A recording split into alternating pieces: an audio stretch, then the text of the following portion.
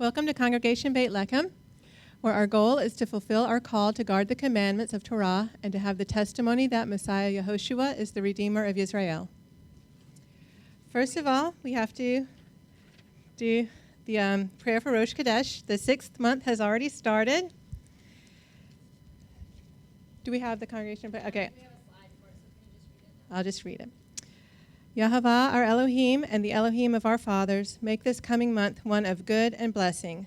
Grant us long life, a life of peace, of good, of blessing, of sustenance, of vigor, a life marked by a reverence for you and a dread of sin, a life free from shame and reproach, a life of prosperity and honor, a life in which the love of the Torah and the fear of Elohim animate us, a life in which our heartfelt desires are fulfilled for good. Amen.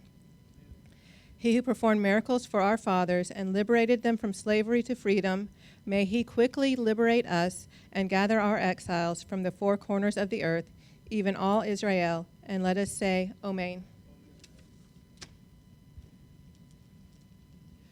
Moshe rejoiced in the gift of his portion that you placed on his head when he stood before you on Mount Sinai. He brought down 2 stone tablets in his hand on which is inscribed the observance of the Sabbath. So it is written in your Torah. And the children of Israel shall keep the Sabbath, to make the Sabbath an eternal covenant for their generations. Between me and the children of Israel is the sign forever, that in 6 days Jehovah made heaven and earth, and on the 7th day he rested and was refreshed. You did not give it, Yahavah our El, to the nations of the lands, nor did you make it the inheritance, our king, of the worshippers of graven idols. And in its contentment the uncircumcised shall not abide. For to Israel, your people, have you given it in love, to the seed of Jacob, whom you have chosen. They shall rejoice in your kingship, those who observe the seventh. They will all satisfy and delight of your goodness. And the seventh, you found favor in it and sanctified it. Most coveted of days, you called it a remembrance of the act of creation. Our El and the El of our forefathers, may you be pleased now with our rest.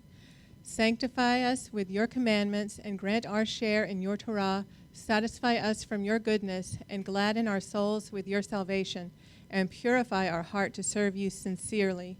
O Yahavah our El, with love and favor grant us your holy Sabbath as a heritage, and may all Israel, the sanctifiers of your name, rest on it. Blessed are you, Yahavah, who sanctifies the Sabbath. Amen. Tehillim, Psalms 119, 1 through 19.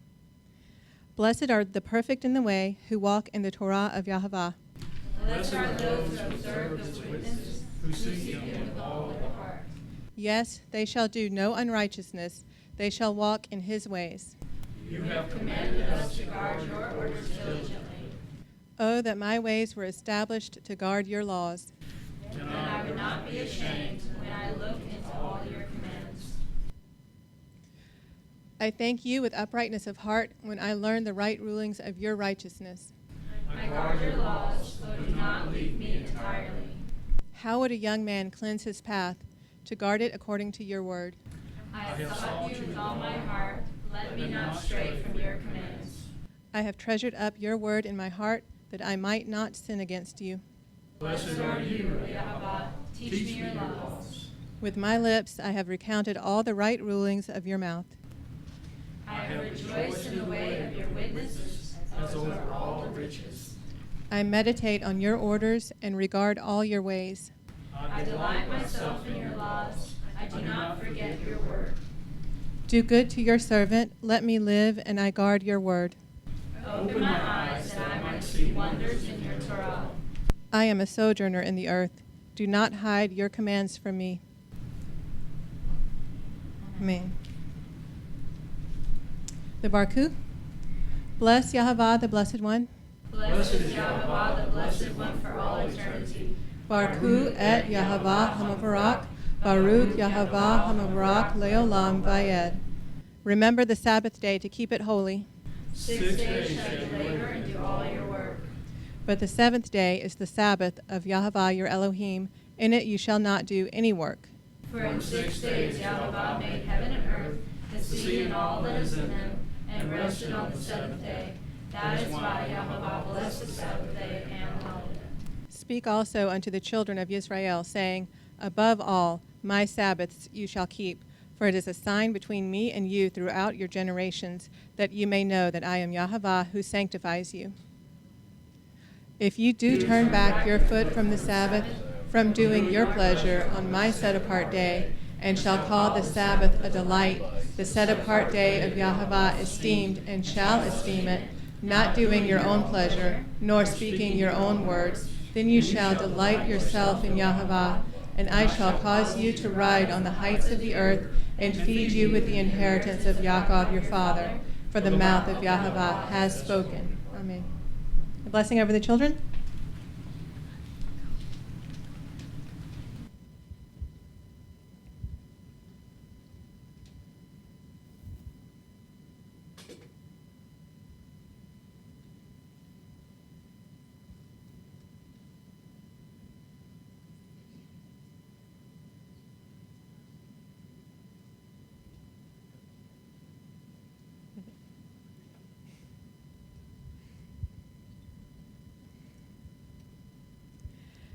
Elohim of Abraham, Yitzchak, and Jacob, we pray for these children to know that the fear of Yahavah is the beginning of knowledge. Children, heed the discipline of your father, and do not forsake the Torah of your mother, for they are fair wreath on your heads and chains about your neck. Children, obey your parents and our Master Yeshua, for this is right, and the first commandment with promise is this: honor your father and your mother, that it may go beautifully for you, and your life may be prolonged on the earth. And parents, do not provoke your children, but train them up in the discipline and doctrine of our Master Yeshua, for there is no greater joy than to hear that my children walk in the truth. Remember, all the paths of Yahavah are mercy and truth to them that seek his covenant and his testimonies. Let the words of your mouth and the meditation of your hearts be pleasing before Yahavah, your helper and redeemer. The loving commitment of Yahavah is from everlasting to everlasting upon those who fear him, and his righteousness to children's children. May you always crave the word as being the pure spiritual milk by which you are nourished up to life. For whatever is true, whatever is honest, whatever is just, whatever is of good report, if there is any uprightness, and if there is any praise, think on these. Finally, the peace of Elohim, which surpasses all knowledge, will keep your hearts and your minds through Yeshua the Messiah. Amen.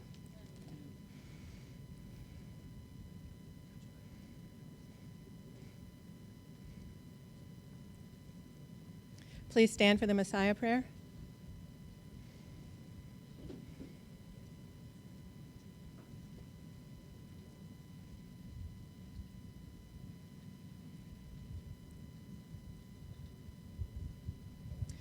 Blessed are you, Yahavah, who has given us the way of salvation in Messiah Yehoshua. You walked among us filled with your Spirit, the only one who ever fulfilled your Torah perfectly. He healed the sick and raised the dead. The multitudes of our people sought his touch. He taught as no other man taught, bringing forth the treasures of the Torah with authority. How the children sought him, the lepers he touched and made clean. How the despised and outcast found love and release from their sins. How the hypocrites feared him whose words uncovered their sins. Despised and rejected, acquainted with grief, he bore the sins of Israel. All of us like sheep went astray, turned everyone to his own way. Our iniquities were laid upon our king. The sins of this world became his burden to bear. He rose from the dead and opened the way to life everlasting. Praise be to his name. We are in him. His spirit empowers. New life is ours with joy and peace. Baruch atah Yahavah Eloheinu melech haolam asher natan lanu et derek hayeshua b'Mashiach Yehoshua. Amen. Blessed are you, Yahavah, our Elohim, King of the universe, who has given us the way of salvation in Messiah Yehoshua. Amen. The blessing of the Shema. Baruch atah Yahavah Eloheinu melech haolam yotzer or uvarei kosek oseh shalom uvarei ra. Blessed are you, Yahavah, our Elohim, King of the universe, who forms light and creates darkness, makes peace and creates evil. The Shema.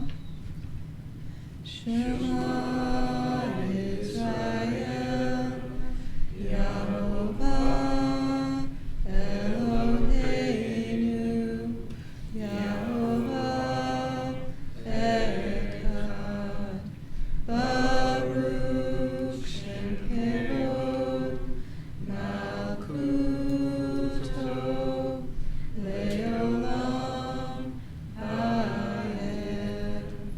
Hear, O Israel, Yahavah Eloheinu, Yahavah is one. Blessed is the name of his glorious kingdom for all eternity. Amen. Vahavta et Yahavah Elohecha b'kol lavavcha u'b'kol nafshecha u'b'kol me'edecha. V'hayu hadavarim ha'eleh asher anochi matzavecha hayom al levavecha.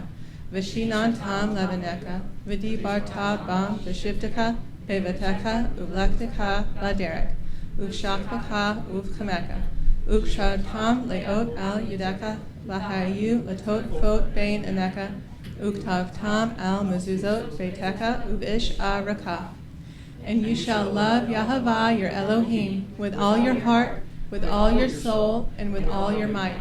And have these words which I command you this day be upon your heart.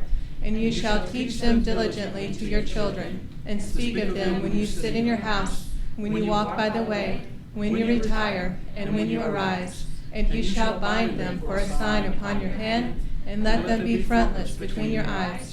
And you shall write them on the doorposts of your house and upon your gates.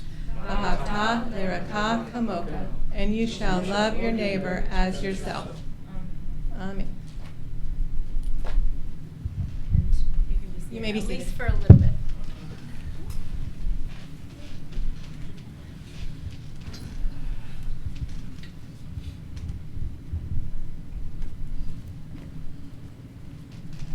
Shabbat Shalom.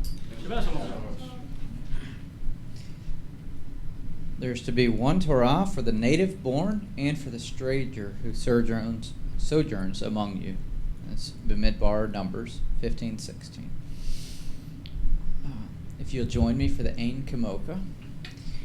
Ein Kamoka Velohim Yehovah Ve'ein Kemaseka Malkuka Malkuk Olamim Umemshalteka Bekol Dor Vador Yehovah Melech Yehovah Malach Yehovah Imlo Leolam Vayed Yehovah Otz Leomoitain Yehovah Yevarech Eramo Shalom. There is none like you among their gods, Yehovah, and there is nothing like your works. Your kingdom is a kingdom throughout all generations, and your dominion is forever. Yehovah reigns, Yehovah has reigned, Yehovah will reign forever and ever. Yehovah will give strength to his people, Yehovah will bless his people with peace. And then Vayihi. Vayehi ben so ha'aron ve'omer Moshe Kumar Yehovah ve'afutzu oiveka ve'anusu mesaneka mepaneka ki mitzion teze Torah Ki mitzion teze Torah udevar Yehovah miYerushalayim Baruch Shenatan Torah Torah Baruch Shenatan Torah Torah Le'amo Yisrael When the ark would travel, Moshe would say, Arise, Yehovah, and let your enemies be scattered, and let those who hate you flee from you. For the Torah will go forth from Zion, and the word of Yehovah from Jerusalem. Blessed is he who gave the Torah to his people Israel in his holiness. Amen.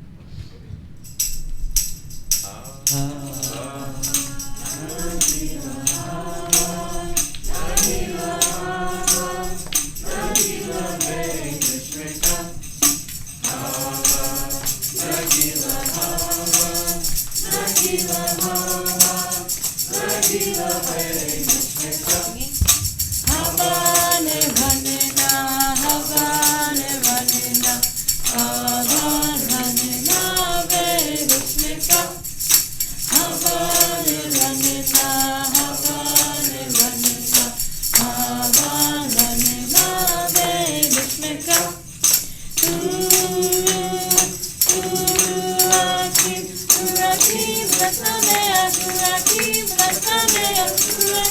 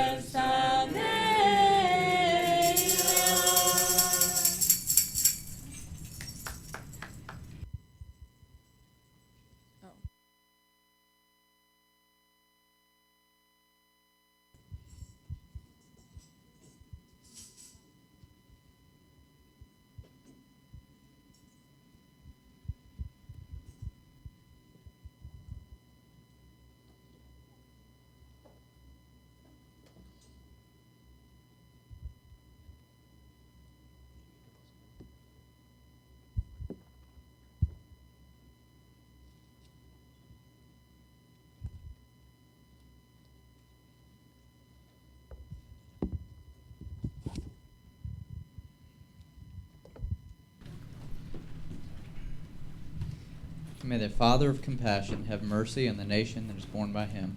May he remember the covenant of the spiritually mighty. May he rescue our souls from the bad time and upbraid the evil inclination to leave those born by him. Graciously make us an eternal remnant and fulfill our request in good measure for salvation and mercy. May he help, shield, and save all who take refuge in him. Now let us respond. Amen.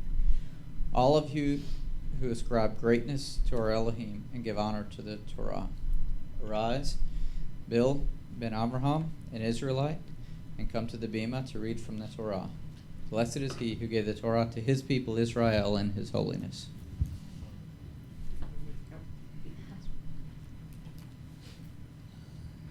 Baruch et Yehovah Hamorah. Baruch Yehovah Baruch atah Yehovah Eloheinu melech haolam asher b'kar benu mikol ha'aminim v'natan lanu et Torato. Baruch atah Yehovah Noten HaTorah. Noten HaTorah.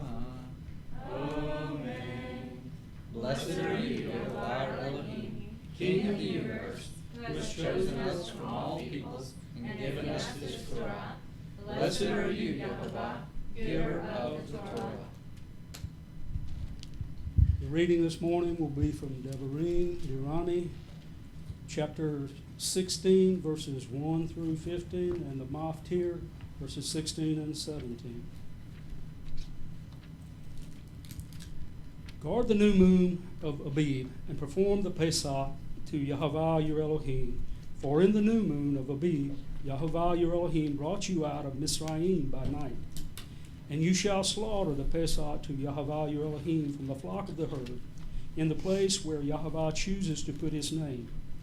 Eat no leavened bread with it.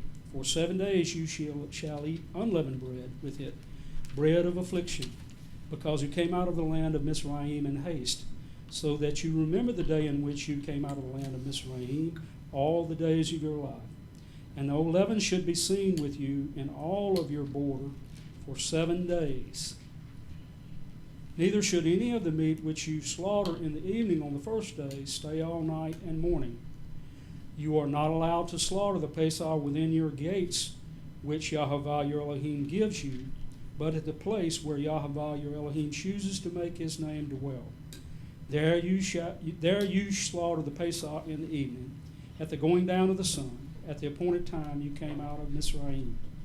And you shall roast and eat it in the place where Yehovah your Elohim chooses.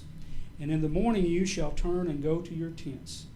6 days you eat unleavened bread, and on the seventh day there is a closing festival to Yahavah your Elohim. You do no work. Count 7 days for yourself. Begin to count 7 weeks from the time you begin to put the sickle to the ground. And you shall perform the festival of Shavuot to Yahavah your Elohim according to the voluntary offering from your hand, which you give as Yahavah your Elohim blesses you. And you shall rejoice before Yahavah your Elohim, you and your son and your daughter, and your male servant, your female servant, and the Levite who is within your gates, and the stranger, the fatherless, and the widow who are in your midst, at the place where Yahavah your Elohim chooses to make his name dwell. And you shall remember that you were a slave in Mizraim, and you shall guard and do these laws. Perform the festival of Sukkot for 7 days after the ingathering from your threshing floor and from your winepress. And you shall rejoice in your festival, you and your son and your daughter, and your male servant and your female servant, and the Levite, and the stranger and the fatherless and the widow who are within your gates. For 7 days you shall celebrate to Yahavah your Elohim in the place which Yahavah chooses, because Yahavah your Elohim does bless you in all your increase and in all the work of your hands, and you shall be only rejoicing. 3 times a year all of your males appear before Yahavah your Elohim in the place which he chooses, at the festival of Mazut, and at the festival of Shavuot, at the festival of Sukkot, and none should appear before Yahavah empty-handed, but each one with the gift of his hand, according to the blessing of Yahavah your Elohim, which he has given you. Amen.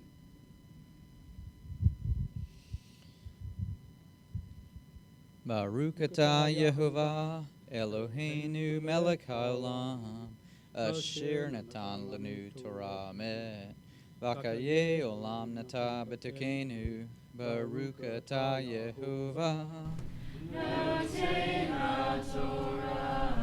Noten HaTorah. Amen. Blessed are you, Yehovah Elohim, King of the universe, who has given us the Torah of truth and has planted eternal life in our midst. Blessed are you, Yehovah, giver of the Torah. He who blessed our forefathers, Abraham, Yitzchak, and Yaakov, may he bless Bill ben Abraham, because he has come to read from the Torah in honor of Yehovah and his word. As a reward for this, may the Holy One, blessed is he, protect him and rescue him from every trouble and distress, from every plague and illness. And may he send blessing and prosperity in his every endeavor, together with all Israel, his brethren. Now let us respond. Amen.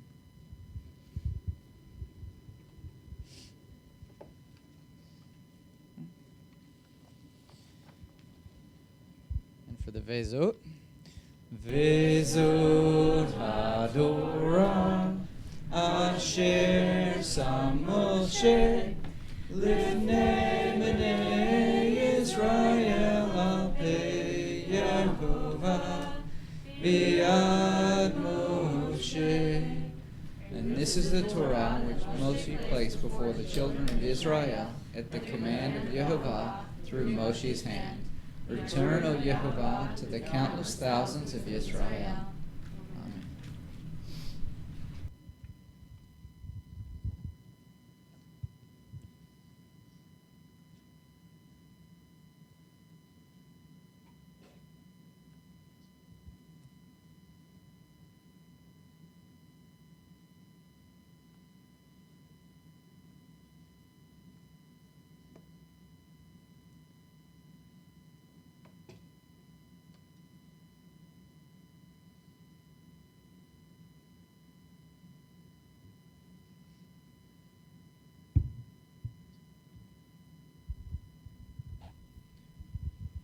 You may be seated.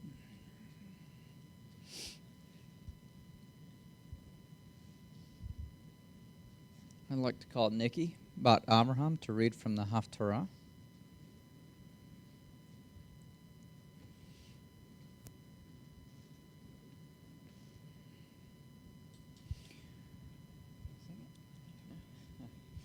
Baruch atah Yehovah Eloheinu Melech haolam, asher bakar, b'nvi'im tovim, eretza v'devrahim, hane'emarim, be'emet.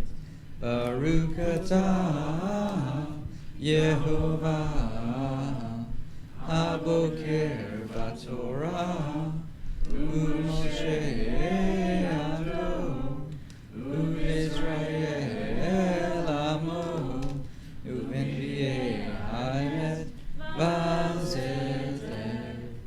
Blessed are you, Yehovah, our Elohim, King of the universe, who has selected good prophets and was pleased with their words which were spoken truthfully. Blessed are you, Yehovah, who chooses the Torah, your servant Moshe, your people Yisrael, and the prophets of truth and righteousness.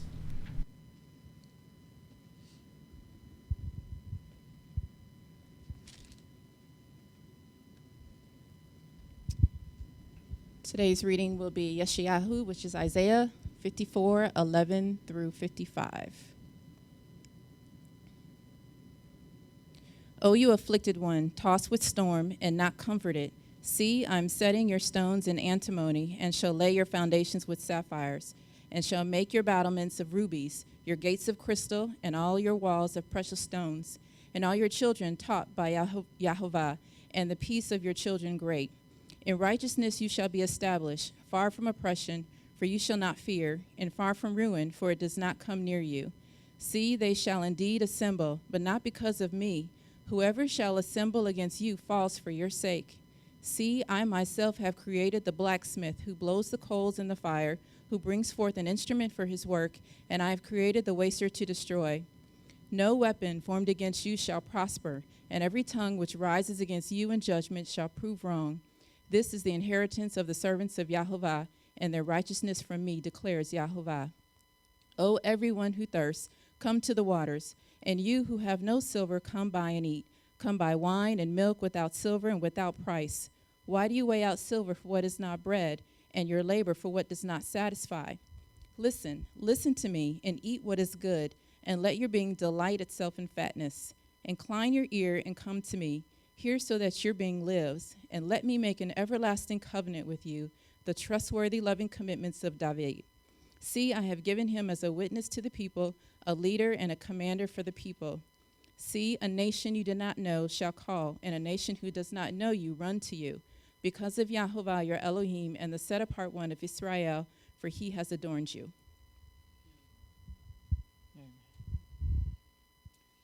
And the closing Haftorah blessing. Baruch atah Yehovah, Eloheinu melech haolam, zur kol ha'amin, zedek b'kol ha'derot, ha'el ha'ne'aman, ha'omer ve'oseh, ha'mevar kayam, shekol devarah, emet v'zedek, ni'eman, atahu Yehovah Eloheinu, v'ne'emanim devarekah, V'devar echad midvareka, akor liyeshurekam, ki el melech ni'aman, v'rakaman atah, baruch atah Yehovah, ha'el ha'ne'aman, v'kol devarah. Blessed are you, Yehovah, our Elohim, King of the universe, Rock of all eternity, faithful in all generations, who says and does, who speaks and makes it come to pass, all of whose words are true and righteous. Faithful are you, Yehovah, our Elohim, and faithful are your words, for not one word of yours is turned back unfulfilled, for you are a faithful El and King. Blessed are you, Yehovah, the Elohim who is faithful in all his words. He who blessed our forefathers, Abraham, Yitzchak, and Yaakov, may he bless Nikki about Abraham, because she has come up to read from the Haftarah.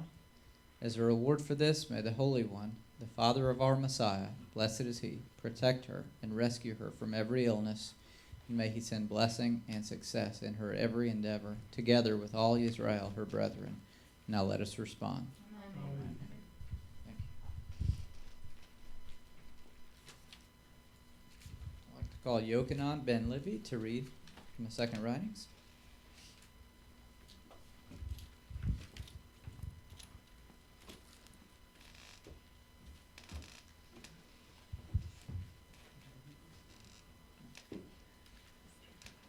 And the opening blessing for the second writings. Baruch atah Yehovah Eloheinu melech haolam asher natan lanu Mashiach Yehoshua v'haketuvim shel hatamadim. Baruch atah Yehovah noten habrit haTorah. Blessed are you, Yehovah our Elohim, King of the universe, who has given us Messiah Yehoshua and the writings of the Talmudim. Blessed are you, Yehovah, giver of the covenant of the Torah. We're reading today from Yochanan, or John, chapter 7, verses 37 through 52. And on the last day, the great day of the festival, Yeshua stood and cried out, saying, If anyone thirsts, let him come to me, and let him who believes in me drink. As the scripture said, out of his innermost shall flow rivers of living water. And this he said concerning the Spirit, which those believing in him were about to receive. For the set-apart Spirit was not yet given, because Yeshua was not yet esteemed. Many from the crowd, when they heard the word, they then said, This truly is the prophet. Others said, This is the Messiah. But others said, Does the Messiah then come out of Galilee? Did not the scripture say that the Messiah comes from the seed of David and from the village of Bethlehem where David was? So division came about among the people because of him. And some of them wished to take him, but no one laid hands on him. The officers therefore came to the chief priests and Pharisees, and they said to them, Why did you not bring him? The officers answered, Never has any man spoken like this man. The Pharisees therefore answered them, Have you also been led astray? Has any one of the rulers or of the Pharisees believed in him? But this crowd that does not know the Torah is accursed. Nicodemus, he who came to Yeshua by night, being one of them, said to them, Does our Torah judge the man unless it hears first from him and knows what he is doing? They answered and said to him, Are you also from Galilee? Search and see that no prophet has arisen from Galilee. And the closing blessings for the second writing. Baruch atah Yehovah Eloheinu melech haolam asher natan lanu hadavar haemet v'chaye olam natav v'tikenu. Baruch atah Yehovah asher natan lanu Mashiach Yehoshua v'haketuvim haTalmudim. Blessed are you, Yehovah our Elohim, King of the universe, who has given us the word of truth and has planted eternal life in our midst. Blessed are you, Yehovah, who has given us the Messiah and the writings of the Talmudim. He who blessed our forefathers, Abraham, Yitzchak, and Yaakov, may he bless Yochanan ben Levi, because he has come up to read from the second writings in honor of Messiah and his teachings.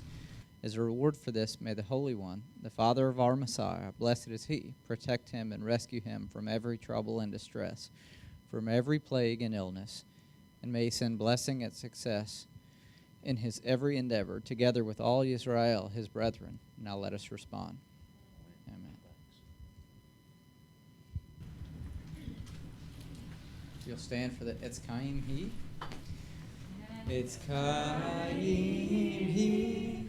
Lama kazikimba v'tom ke'amea usha darakeha darkei noam v'kol netivoteha shalom hashivanu Yehovah Alecha v'nashuva kadesh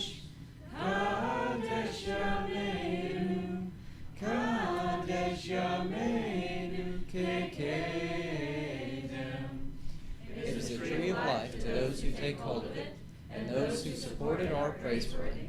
Its ways are the ways of pleasantness, and all its paths are peace. Bring us back, Yehovah, to you, and we shall come, renew our days as of old. This concludes the Torah service. You may be seated.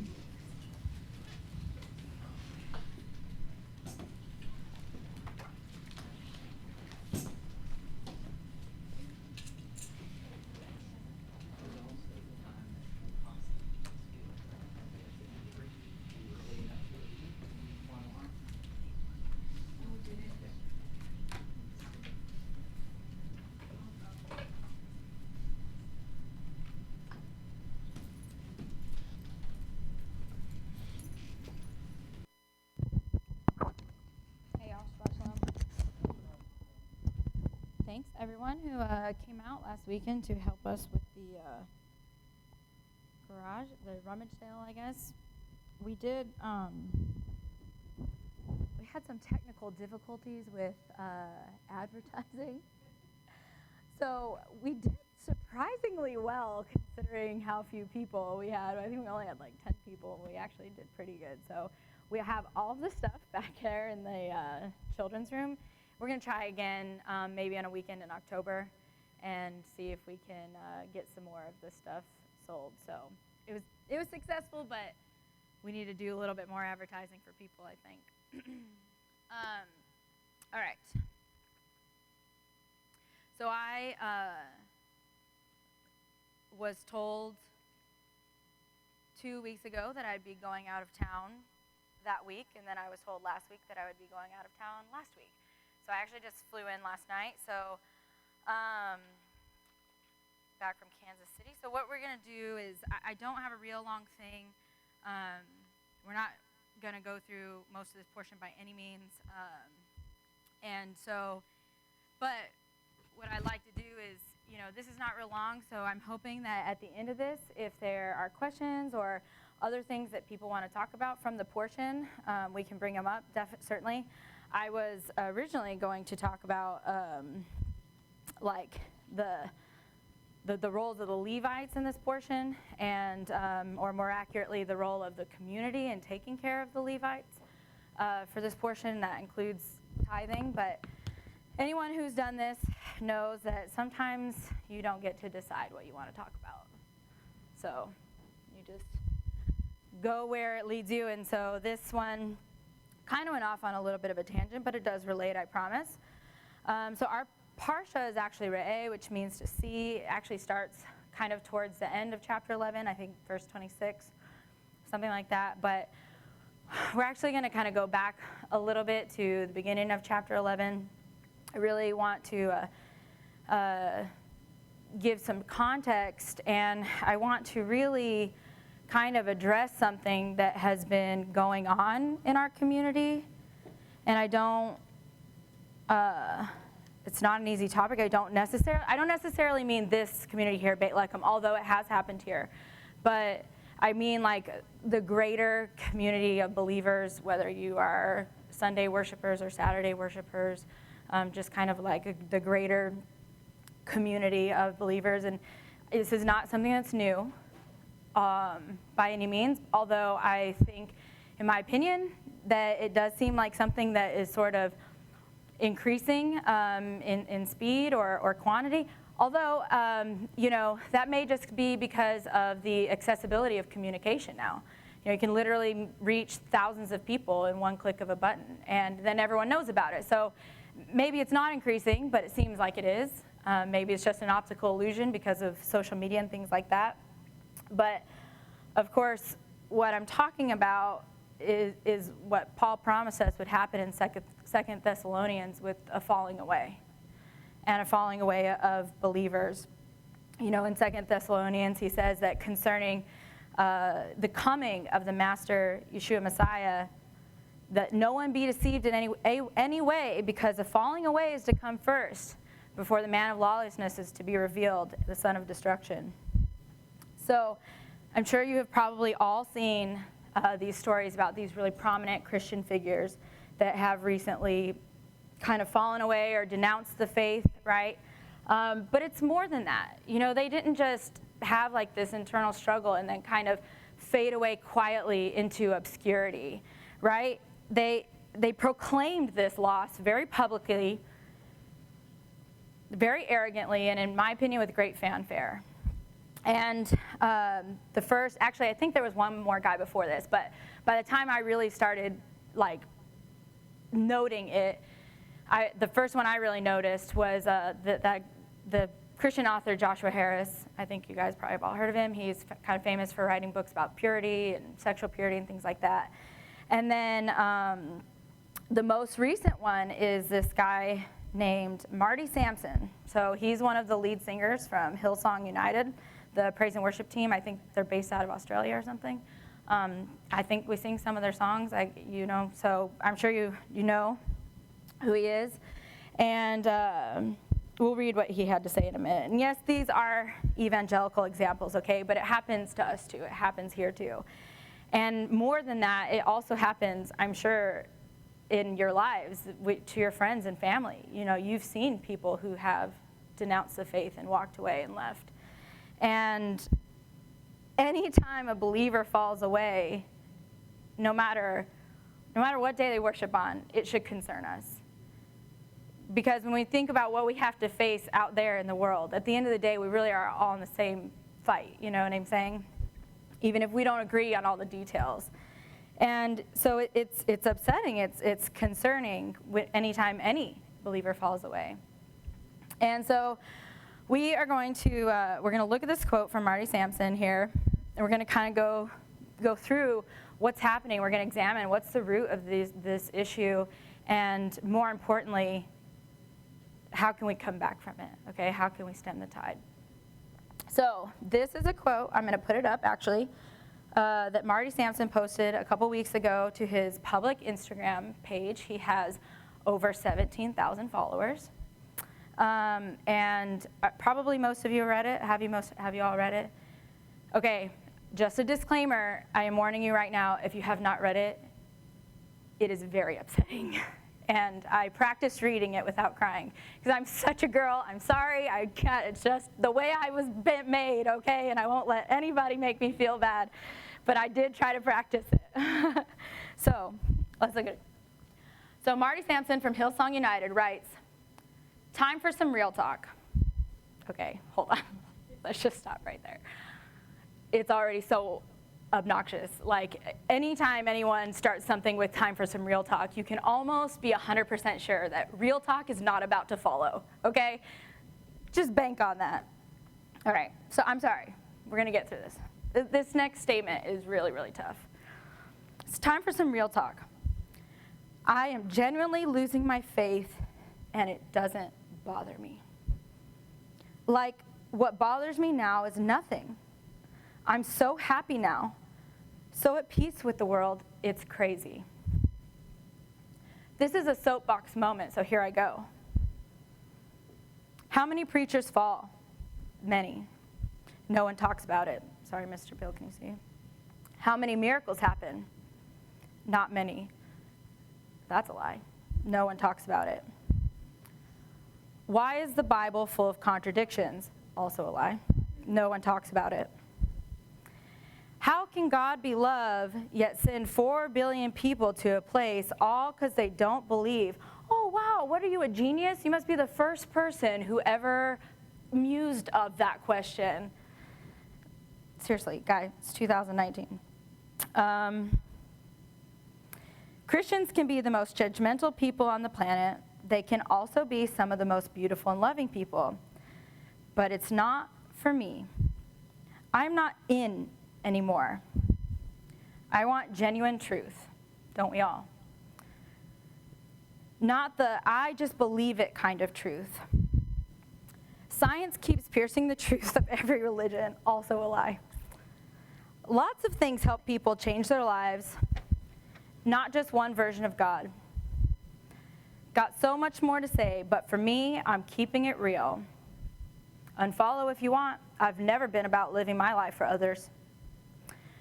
All I know is what's true to me right now.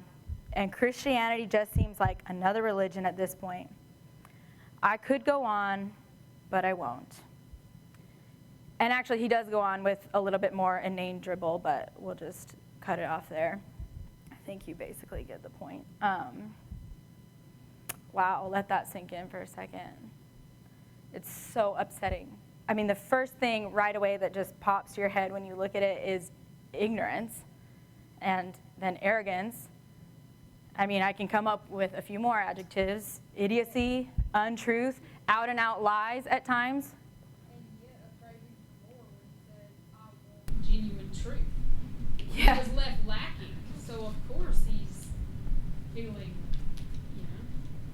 Yeah, it's really surprising. Go ahead, Jay.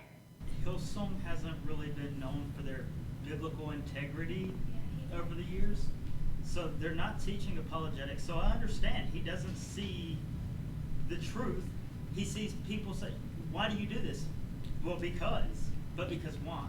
They don't. Yeah, we're know gonna why. talk about that. We're gonna talk about that. I was gonna say it's very much of a feelings-based. Yeah, we're gonna talk about that too. Yeah, and also, but it's also more than that, because I don't know if you guys, like, when you read this, it sounds so, to me, like it's not even a man talking. It's like, because it's so slimy and it's so tricky, and we're going to talk about where this really comes from, okay? And what I also find interesting, like, he has all these followers, right? 17,000 followers, a huge sphere of influence.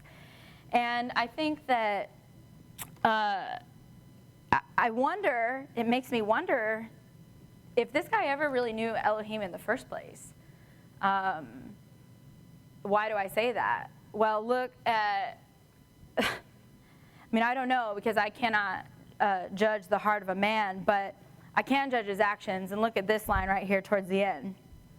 Unfollow if you want. I've never been about living my life for others.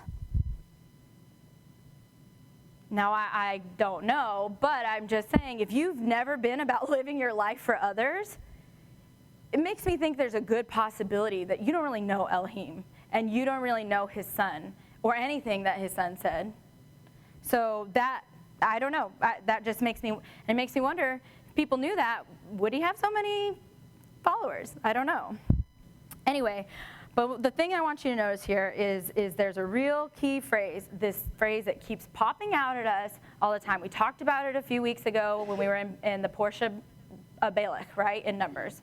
We talked about this, and this phrase that keeps coming up is right here at the end. All I know is what's true to me right now. And we talked about this a few weeks ago. We need to be very leery of this term, okay? Anytime you hear this about my truth and everything like that, it needs to start setting off alarm bells for you. And I made the argument when we went through Balak and Balaam, I made the argument that Balaam was kind of a precursor or sort of a foreshadowing, if you will, of the modern day church. And now please, like, let me be clear, like, I'm not talking about individuals necessarily, individual believers. I think there's a lot of people. My dad, before he came into Hebraic Roots, he was Catholic. He loved Yeshua. I mean, he read his Bible.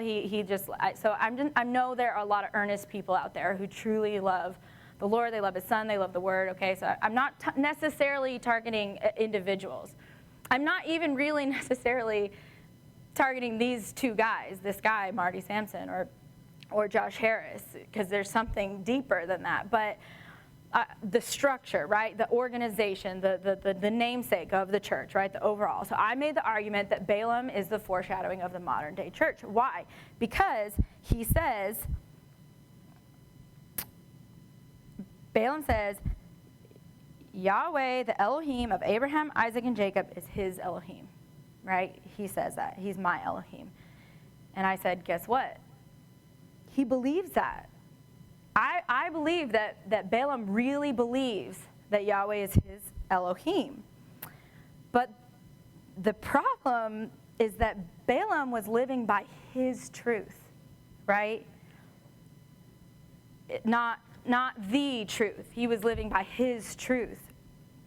And The problem with your truth, like Olivia was saying, is it's not really based on truth at all. It's based on feelings, right? Your truth is based on feelings. If they had said my feelings, that would be like a little bit more appropriate phrase, I'd say. However, they can't say my feelings because this is a phrase from the enemy, and he's trying to give it legitimacy, and he's trying to make it sound as legit as possible. They try to hug the actual truth as much as possible because that's the only way they know he can really get in here.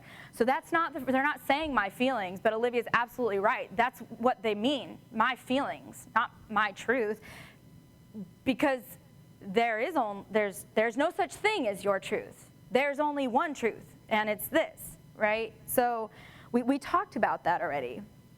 And you don't have to fall for it. You don't have to fall for this ridiculousness because Yahweh, he gives us an entire book of requirements that you must follow if you want to be called by his name.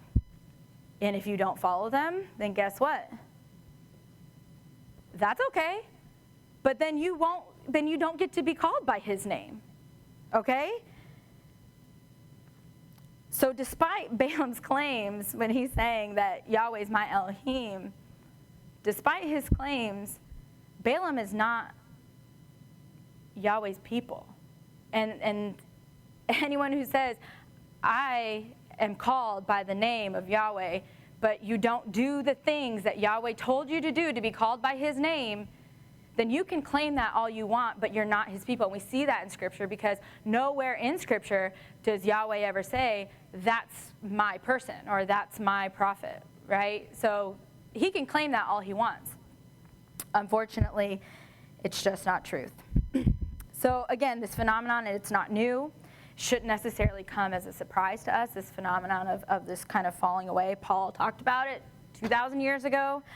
And even before I heard of this Marty Sampson fellow, who I will admit I had never heard of until I read this article. But even before these kind of really public, apostasies, if you will, I have been kind of grappling with this idea of this pop culture reality and how it relates to the end times because of the effect that it's having on those close to us, even here in this congregation, and our friends and our families, okay?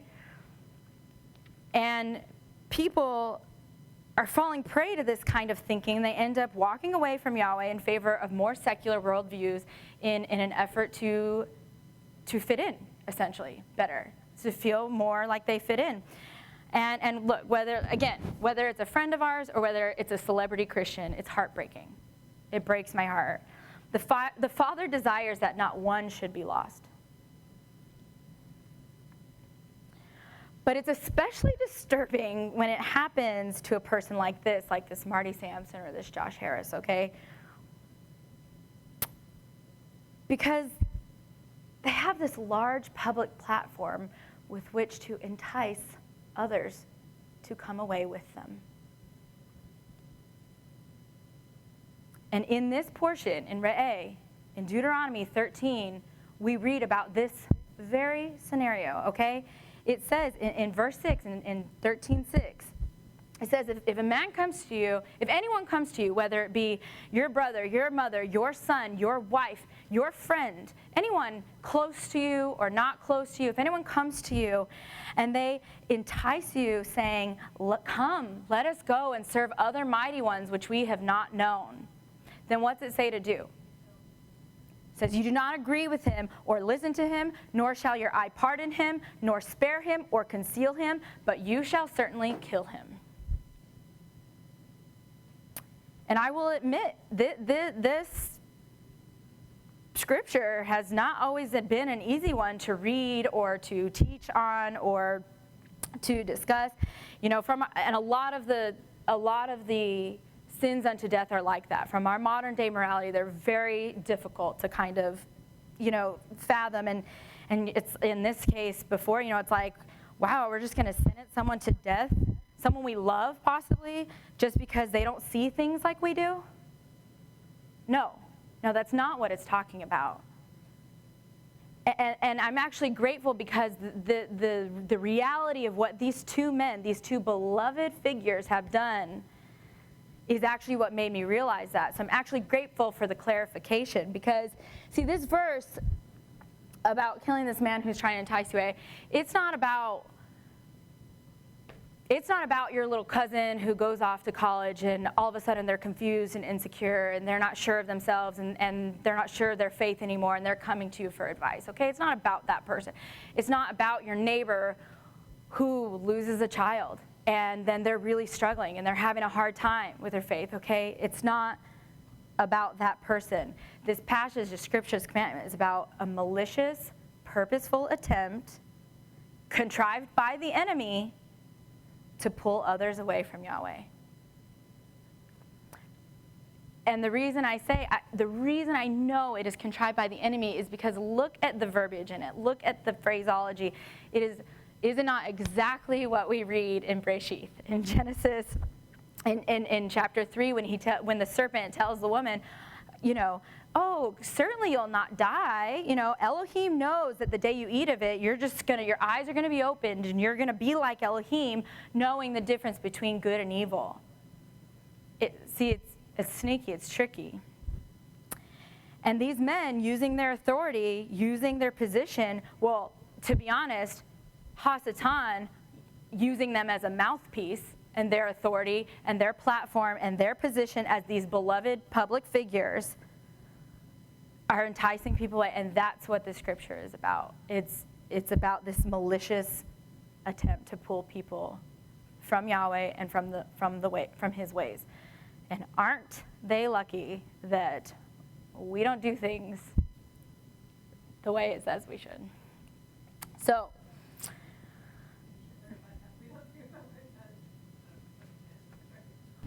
yeah. Absolutely not, right? We're in the land, we're not in the land, we don't have judges, we don't have all these things.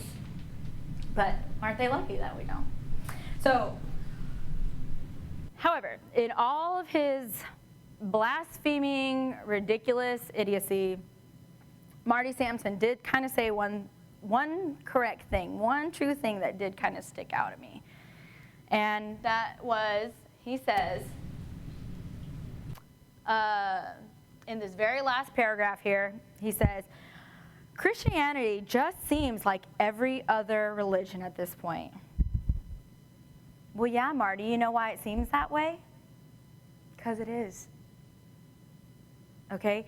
Thus the root of the apostasy problem. All right? So we're gonna jump into this. We're gonna dive into this. Turn to Jeremiah 23. Now, we're not going to read the whole chapter. It's kind of long, but I've highlighted some verses throughout it that I want to just pull out really quickly, and I'm just going to read through them really quickly. I did y'all a solid and made slides of them for once in my life, so you're welcome. Probably won't happen again. This chapter is amazing. It totally speaks to current era, all right, even though this is not who Jeremiah was talking to. And really, the whole book of Jeremiah is amazing. And if you have the opportunity this afternoon or whenever, I recommend going back and rereading this whole chapter.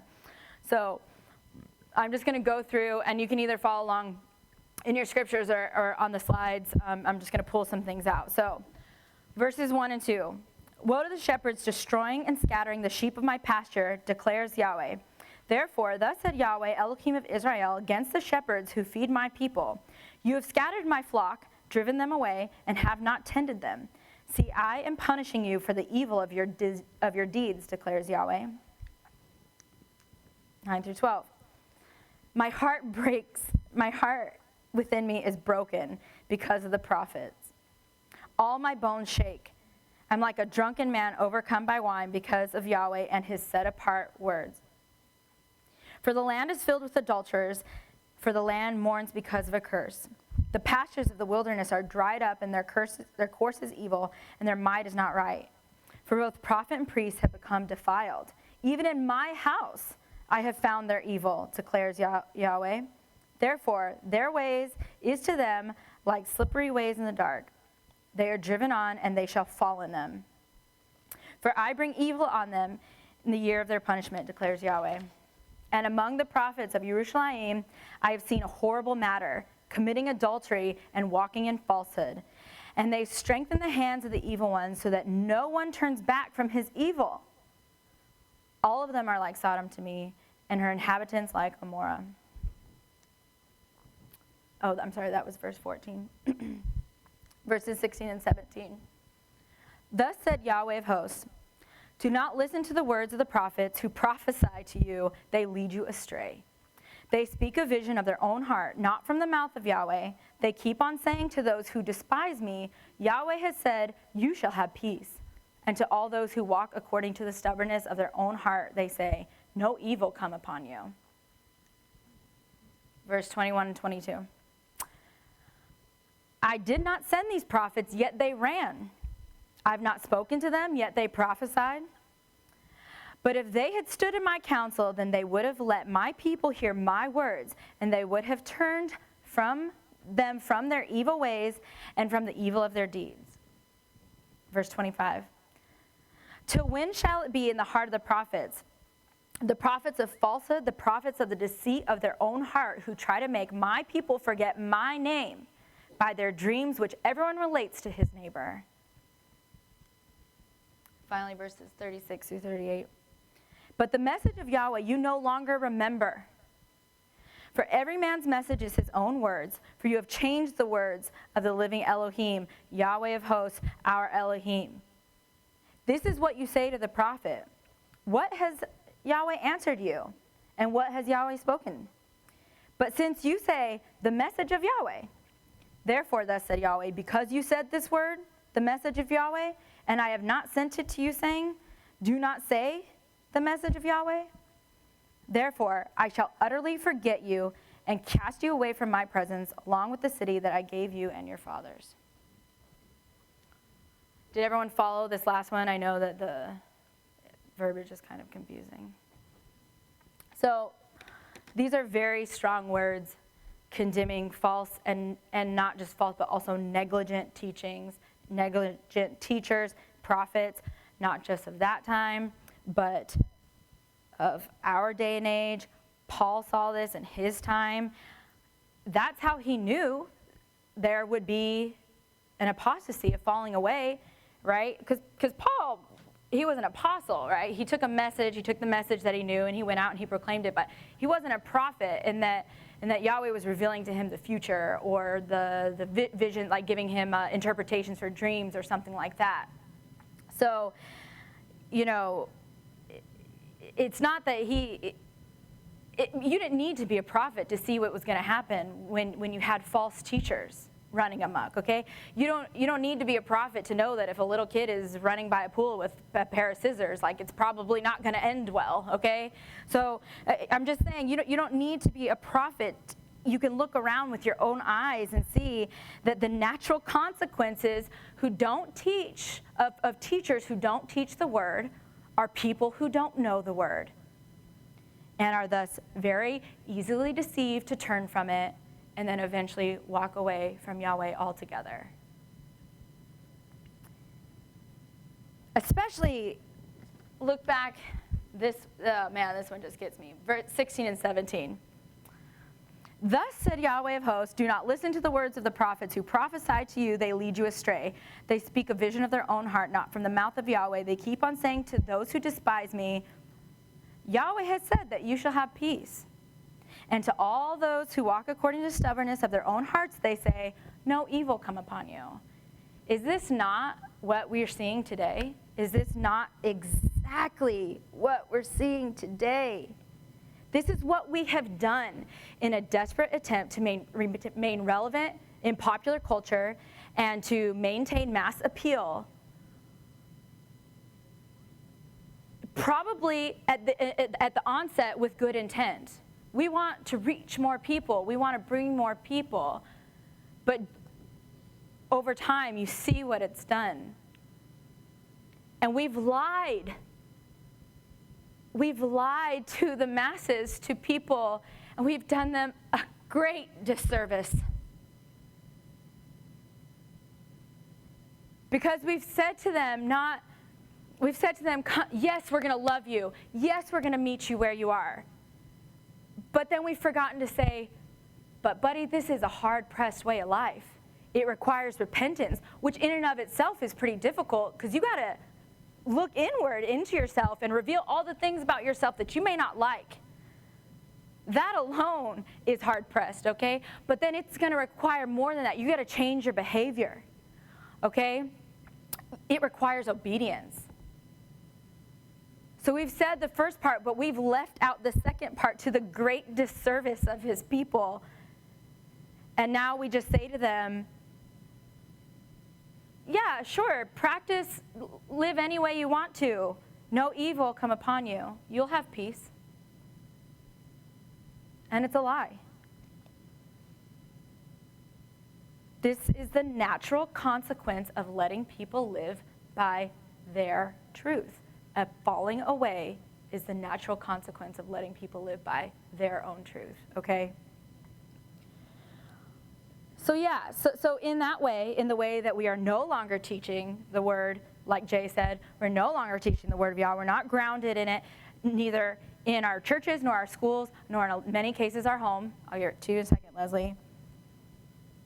In that way,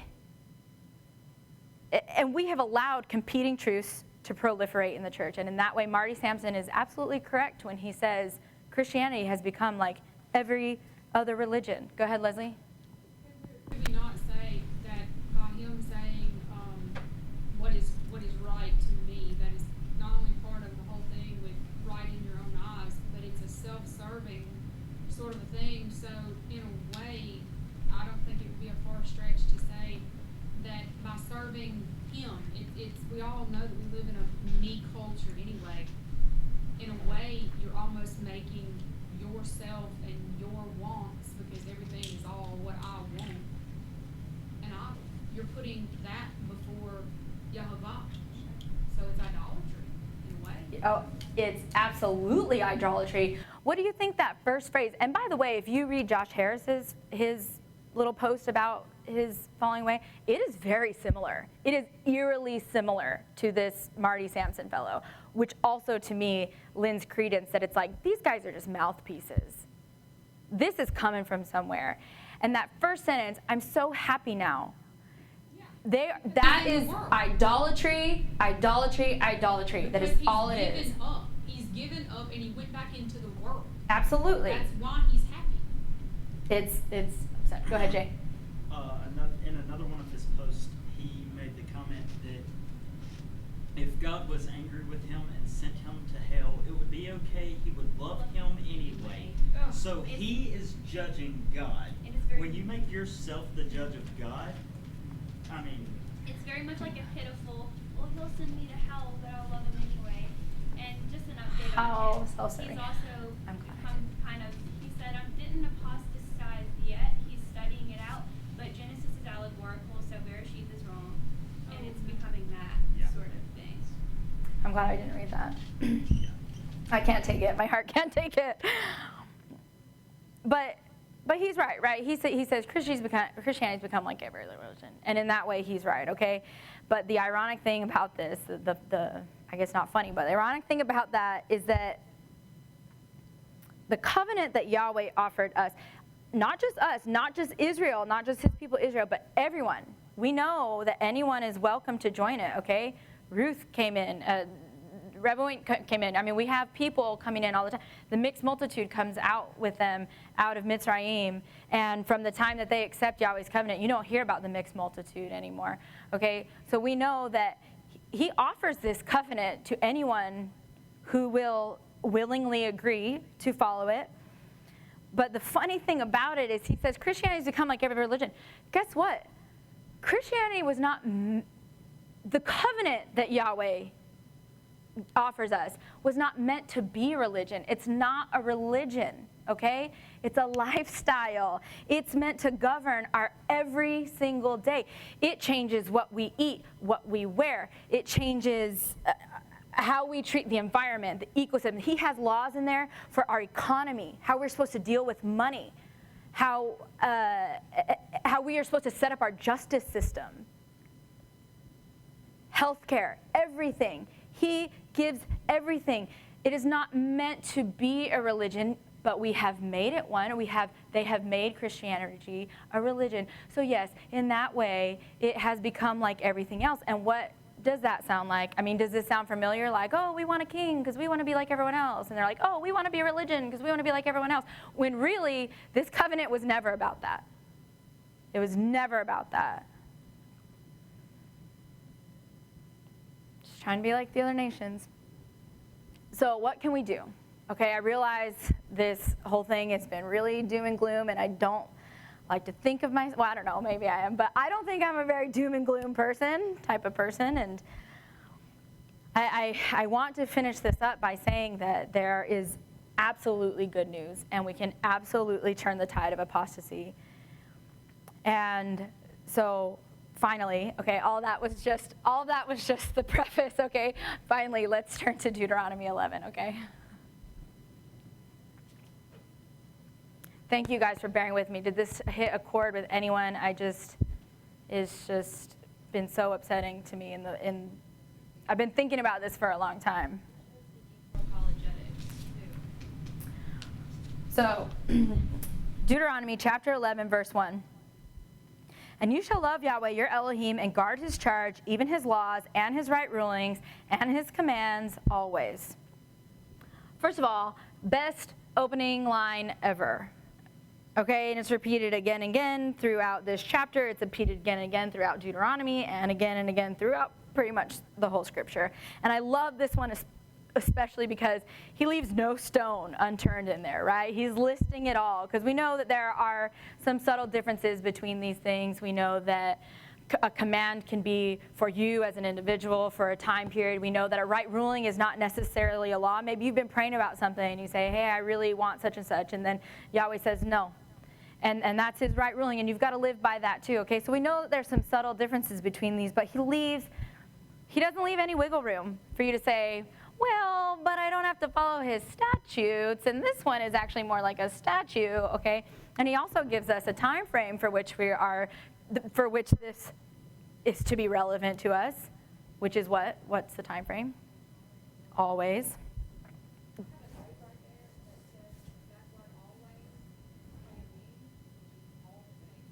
All the days. Very nice. All the days, so like only like 2,000 years worth of days? Or like maybe not in a bad day, Leslie. Maybe it doesn't mean a bad day. You don't have to do it. Okay, if I must. All right, verses 2 through 7. I'm sorry, I'm just going to read these quickly, okay. Understand today that it is not your children who experienced or saw the discipline of Yahweh your Elohim, his greatness, strong hand, and outstretched arm, his signs and the works he did in Mitzrayim to Pharaoh, king of Mitzrayim, and all his land, what he did to the Mitzrayim army, its horses and chariots, when he made the water, the sea of reeds, overflow them as they pursued you, and he destroyed them completely. What he did to you in the wilderness until you reached this place, and what he did to Dathan and Abiram, the son of Eliab, and the Reubenite, when in the middle of the whole Israelite camp, the earth opened its mouth and swallowed them, their households, their tents, and every living thing with them. Your own eyes have seen every great work that Yahweh has done. So, what's he saying here? What he's telling them is he gets it, right? He gets what the problem is, but he's saying be on guard. Be on guard for exactly what we've just been talking about here, this falling away, this apostasy, okay? Because of things like false prophets, because of things like negligent teachers, because of people who don't actually teach the word of Yah, or even in previous chapters we talked about even just forgetting about him. Getting into the land and you're totally satisfied and you're all fat and sassy, as we like to say, and you just forget about him. He says be on guard, because that's a falling away too, right? Maybe not so malicious, but it still is. You still need to be on guard. And what he's saying is he's aware of the problem.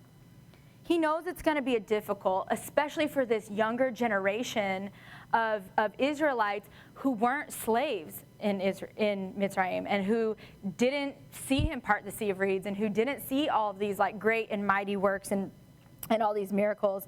And it's only going to get harder for every generation that is further from seeing these things. It's further apart from these things. And it's actually really kind of funny. Well, it's not funny because it's not like an accident, but the portion is called re'eh, right, to see. But yet he's addressing a generation who has not seen, who's not seen these things. But yet he says, be on guard, be aware of them. He says, I know the problem and I know it's going to be hard. But luckily he's giving them the solution. He's giving them the solution, bottom line up front. First verse. Love Yahweh your Elohim, guard all his charges and laws and right rulings, his commandments. In verse 8, what's it say? It says, and you shall guard every command which I command you today, so that you are strong and shall go in and shall possess the land which you are passing over to possess, and to prolong your days in the land which Yahweh swore to give your fathers to them and their descendants, a land flowing with milk and honey. He knows we're weak, okay? But he gives you the solution for the falling away. And just in case this is not enough for you, just following his commands, don't worry, okay? He gives every generation miracles too. Does he not? I can name 3 off the top of my head that I've seen. And not every miracle, sometimes they are, but not every miracle is a mass miracle that affects multiple people. But I can name 3 right now in my own life that I've witnessed. And why does he do that for us? That is such a blessing to us. He does that because he knows we're weak, and he knows we haven't seen. He knows that we weren't there to see him part the Sea of Reeds. So every now and then it's like he's just reminding us that he is still with us, that he is still there with us. And I wrote it down because I love this verse in Psalms in 73, and I heard it before I was a believer, so I always mix up the paraphrasing on an accident, but I wrote it down so I didn't mix it up. But it says, in Psalm 73, in verse 22, it says, when I became embittered and my innermost being was wounded, I was stupid and I didn't understand. I was unthinking animal towards you. Yet I'm always with you. You hold my right hand. You guide me with your counsel, and afterward you will take me up into glory. I love that because it's this exact problem, okay? It's saying, like, I tried to run away, like, it got hard, and I got scared, and I was trying to leave, but you always had my right hand, and you guided me into your counsel, and you lifted me up in your glory. That's why he gives us these miracles, okay? For us to remember him. He was saying, I'm still with you. Don't forget me. Find me in the words. You can always find him here. You can always find him in the words. And if that's not enough, he's going to show you, okay?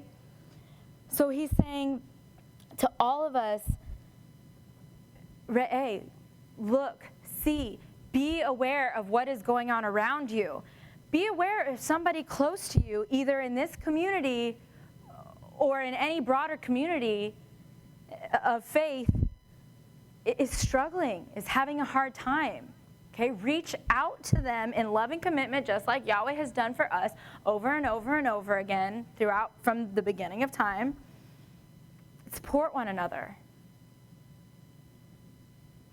And they reserve, don't get me wrong, okay, they reserve the right to leave the covenant all they want. He gave it to us as an option. If you do all of these things, you can be my people. Do you want to be in it? We're like, yeah. So they reserve the right also to not be in it. And I just pray that it's only temporary, and that just like that verse we just read in Psalms, that they try to leave, but Yahweh finds them where they are. He grabs their right hand, he takes hold of their right hand, and he draws them back in. He guides them in his counsel. That's what it says. It guides them in his counsel. And I just pray that it's temporary, and that Yahweh meets them there and draws them back in. But also be careful. Because if someone is maliciously enticing you away from the Father to serve other mighty ones which you have not known, that's different. You're not to tolerate it. Don't listen to him. Got to cut him off and cut him out of your community and out of your life if somebody is trying to entice you away from the Father, okay? remember when the man whose child had died, and Yeshua tells him, like, if you would believe, if you would just believe that I can just, and the man says, Master, I believe, help me with my unbelief. And he heals him, okay? So we can just that is, he gives us the answer. We can stop this. We can turn the tide. We just have to get back to the truth and forget about any other truth that people may think they have. Okay? That's all. Shabbat shalom. Does anyone want to talk about this or another? Go ahead, Daphne. I was just going to say, I'm not familiar with either one of those people. I've heard some things. I'm just not surprised with things like that, because it seems like their foundation was really shallow, right? So when they started having questions and they went digging in their shallow foundation, they didn't find anything. So that's why, I mean, that just goes to prove that there is absolute truth, and it goes to prove the importance of knowing Scripture for yourself and not just sitting under somebody's teaching. Like, you have to do the work yourself. You have to get into the Word yourself, and know that if you find yourself having doubts and wondering, like, if it's true or not, and you're disturbed by it, right? Because you know where you can go. You can go to the Word. You can go to the Father in prayer. Like, you know where to go. You don't go seeking the world or seeking your feelings or seeking somebody to tell you. You go to the Word, and He'll answer you, you know? So I think it's probably just happening more now because everything's happening more now. Everything's getting polarized. Like, everything, like, there's not going to be a middle ground anymore, you know? You either go all the way from one way or Well, that's what it says, right? In the end time, things are going to start happening rapidly. And that's why this question has been on my mind, actually, for months, even before I heard about these guys, because it relates to us in the end times. And the number that it says, you know, hold off, the number is not yet complete. You know, the number, so that's both falling away, that the number that have come in have not yet complete, because that's the other good news about this. Another thing about him having so many followers, people that were true believers that were his followers could be woken up by that and say, hey, this guy, you know, maybe they'll go seeking the truth and they'll find the truth. So it could have that consequence as well, to open eyes, you know, to the whole feel-good theology not being real. But what's really sad to that point is that we don't hear, nobody gets on it, well, maybe they do, I don't know, but they don't write news articles about, like, when people get on and go like, guess what?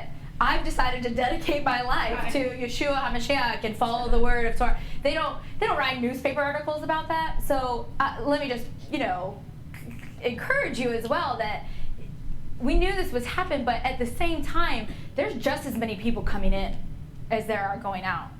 So that is, it should be an encouragement. Julie, go ahead.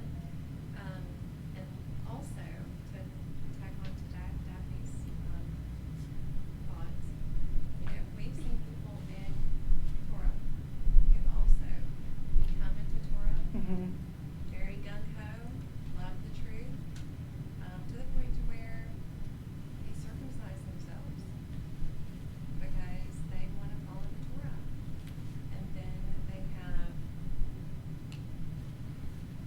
have these feelings of feeling too hard pressed, and they feel like it's just too hard. It's easier just to be like the world, and they leave and follow their heart, so to speak. And we've seen that, and they're not just doing it quietly. Like, these guys, they're going out and posting on Instagram and gaining followers. I know, that's... And telling people this is better, this feels better, to love other people and not be judgmental towards them, you know, because they're seeing the same thing. They feel like they're being too judgmental towards other people. And I think that's it's a part of the Torah community's problem too. We've got some Torah terrorists, you know, there are some. Yeah, absolutely. But there are, so it's both sides, you know, you see it, and for different reasons, but all it comes down to is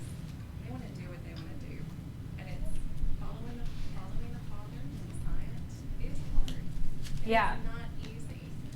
So, And again, it's like, that's their prerogative, right? Like, if you are having that, you don't want to be in covenant anymore, go ahead, you break that covenant. I pray that that's not real, that that's just temporary. But when you are going online and telling people, come with me, right. let's serve happiness, let's serve love. It makes me wonder how That- much they It- really it- do it to begin does. with. Or Well, believe. that's why I said, do you think this guy really knew Elohim? We don't know, we can't judge his heart, but that's why it makes me wonder that. that's why I think a lot of people that are coming into Torah, they're coming in to be in knowledge. They're coming in to be in knowledge, and they're doing the right things, and they're even to the point of circumcising themselves. They're doing the right things, but when they don't feel like it has served them well or something, they're over it.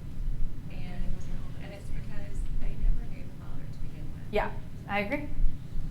I agree. You know, there's always this, like, can salvation be lost? There's always that question. I don't believe that it can. But I think the problem is that a lot of people are not saved who think they are. Right, right. And they Because they just have feelings and not truth. But it's both, right? You talk about these, in our community too. You have people believing in Yeshua. Okay, we're to serve him in spirit and truth. That's what it says in Revelations, that you have the testimony of Yeshua HaMashiach and the commandments of Torah. It's spirit and truth represented there, and so there's no there's no reprieve for any of us. Okay, you can't get away from this in any way other than to just, like Daphne said, if you've got concern, continue to turn here. Jay? Earlier you said that you don't hear very much about like famous people committing themselves to God or whatever. In the past there have been, but they usually get berated and made fun of by the media, and that's why you don't hear it. It's the culture today says if you believe that, then you're crazy. You believe that God actually created the earth, you're crazy. And that's why a lot of times they won't say anything, even if they do truly believe, they won't say anything. Well, I wish these people who are leaving would keep it to themselves just the same way. Who is the famous football player? Is it football person? So is it Reggie Jackson? He came to Torah. Yes. Interesting. And you can find an interview on him, just to put some positive stuff out there. You can find an interview that he gave. He was studying Hebrew, and he quit. Pastors were inviting him to preach forever because he was a football player. And when he started to come to the truth, he said pastors quit. They quit getting him the invitation, huh? He quit getting the invite. Let me tell you what happened to me yesterday on the flight from Kansas City to Jackson. On my flight from, well, actually on the first leg, so Kansas to Dallas. On the first leg, I sit down next to this gentleman who is a professor at a seminary in Kansas City. Boy, that wasn't a coincidence. No, it was wonderful. It was the most I'm not playing. Like, it was the most exhilarating conversation I've had in years, probably. I was so jazzed, right? So, and I don't know how we started, but it was like instantly. Like the second I sat down, this like came out, right? So the whole time we're like walking up the jet bridge, like still like debating this. Like people were turning around, rolling their eyes at us. You know, people are trying to sleep, and when they're in there, like, but wait a second, but wait. It was a very yeah, I know. It was a very exhilarating conversation. He was a wonderful person. There was no animosity whatsoever. It was totally respectful, totally. And we exchanged cards, and I'm hoping to hear from him. You know, I told him about our website, so, you know, I said, you know, come check it out. He said he was going to send me his dissertation on the Book of Amos. So I said, cool, yeah, great, you know. So I'm hoping to actually open up some dialogue with this guy. It was wonderful. It was a wonderful conversation. He was a really, really nice guy. It was just really interesting. One point, and this is to Daphne's point, and I didn't, you know, we were talking about so many things, and there's so much back and forth, and I was trying to be respectful and let him talk, and then he was being respectful and let me talk, and you get some points go away from you, right? And when you do that. And the one point that I was really wish I had driven home and I didn't, is that when you have that confusion, when you have that question, so for instance, when you think that Paul, because how many times do we hear like, but Paul said, but Paul said, so, or, but Jesus said, so, but we know from Deuteronomy, from last week's portion, that if a prophet comes and is speaking any other word than the word that Yahweh spoke, it's a false prophet. And so if Paul is going and apostatizing, is that the right word? Is that right? Is that the right way to say it? A message that Yeshua had not told him, then he would have been a false apostle, okay? So the point I wish I'd driven home, and I really didn't, was when there's a question as to, but Paul said, there's only two options.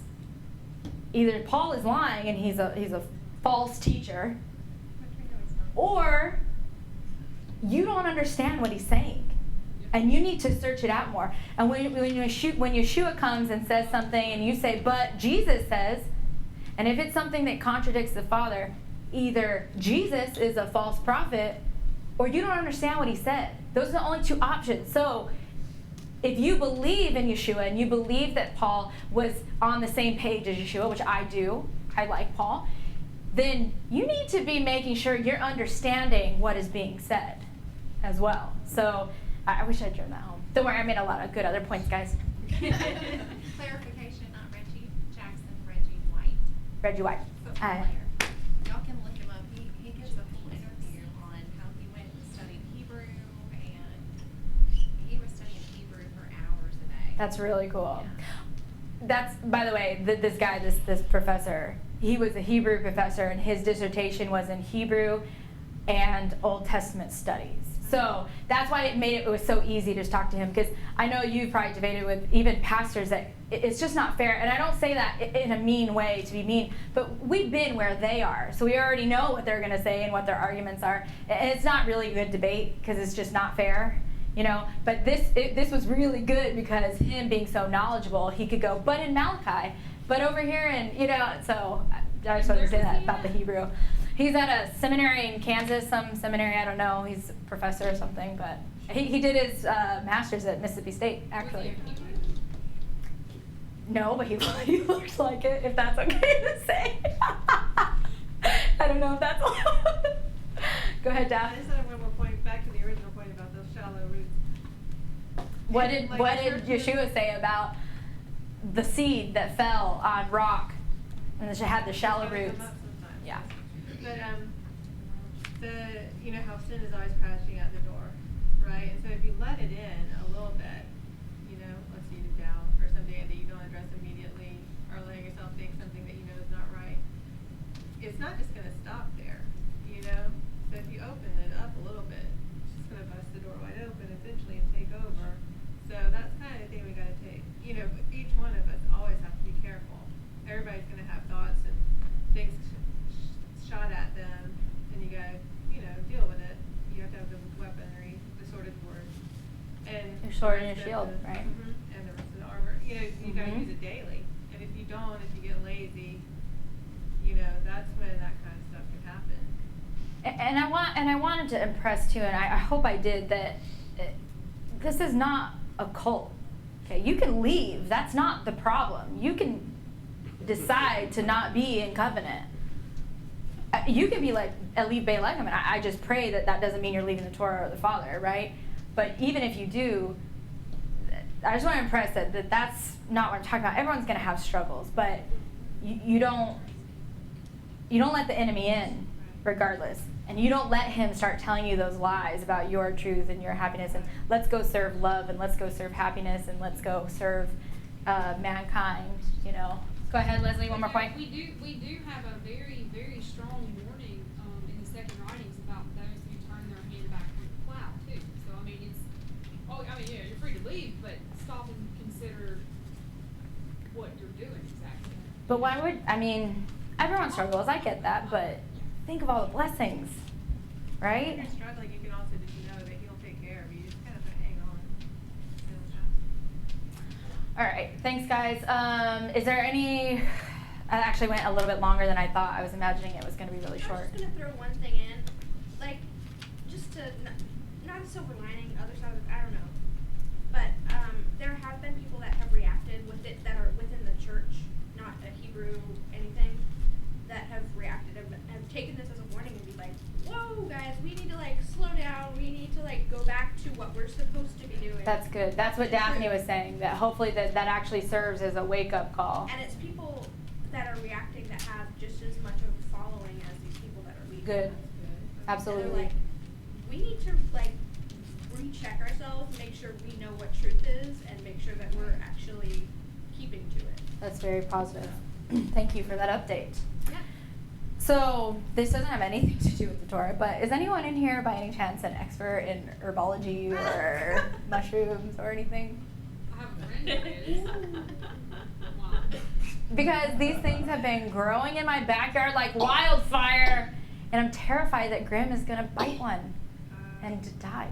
So, therefore, or the cat, but you know, cat. I'm just kidding. I'm just teasing. Mushrooms can be, some of them can be toxic to dogs. Absolutely. It's probably a good idea to. So I was just wondering, I was hoping somebody here might know or might know someone who know. I brought them in this little bag that says do not eat. If anyone would like to examine them and let me know, I would be very grateful. If you cut that in half, I have a friend who is absolutely obsessed with mushrooms as far, not like that. Yeah, no, great. No, as far as what's poisonous, what's not, but I know he told me that most of the stuff that grows on trees is highly toxic, and a lot of the stuff that grows on the ground isn't like kill you in one bite toxic. Okay. But he does all that, and I asked him like, how do you know all that? He goes, well, you sit it down on a white piece of paper and like you observe the spore pattern with the microscope, and I'm like, oh, this is going in one ear and out the other. I'm like, sure, good, glad you know all that, you know. So. Feel free. Feel free.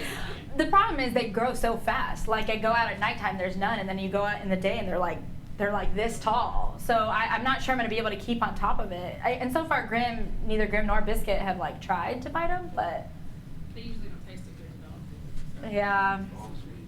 I'll get you later, but I'll listen to what you have to say. Trust me, it won't go unheard. All right, the repetition of the Shema.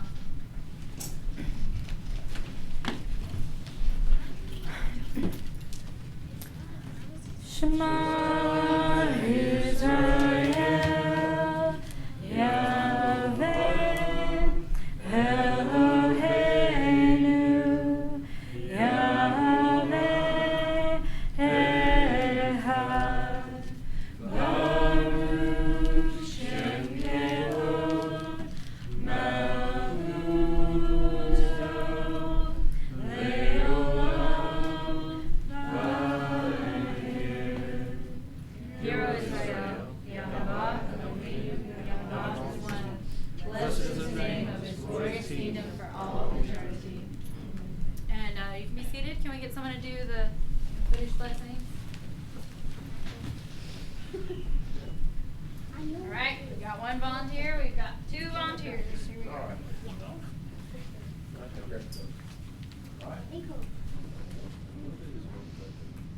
Blessing over the fruit of the vine. Baruch atah Yehovah, Elohim melech haolam, borei pri hagafen, Amen. Blessed are you, God, King of the universe, who creates the fruit of the vine.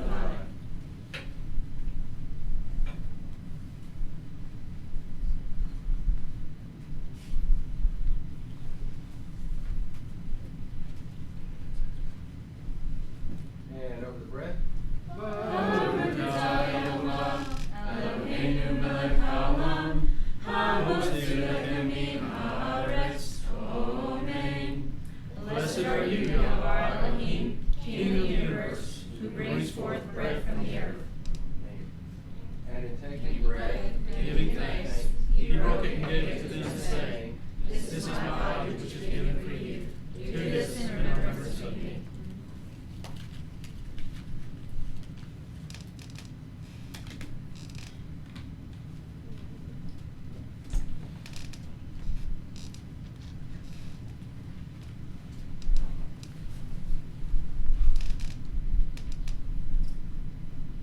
I have set watchmen on your walls, O Yerushalayim, in all